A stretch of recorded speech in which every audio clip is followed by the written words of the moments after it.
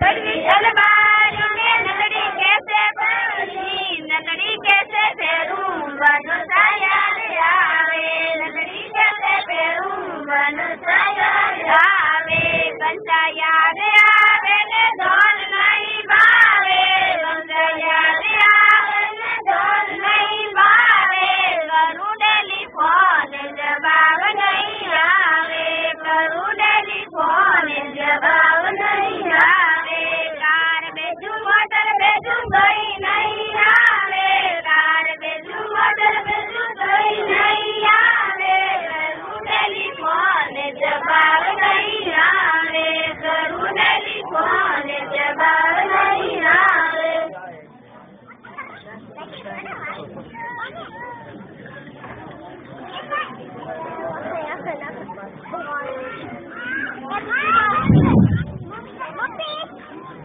कांच की अलमारी में फाइल कैसे पड़ी, कांच की अलमारी में फाइल कैसे पड़ी, फाइल कैसे फेरूं बनसा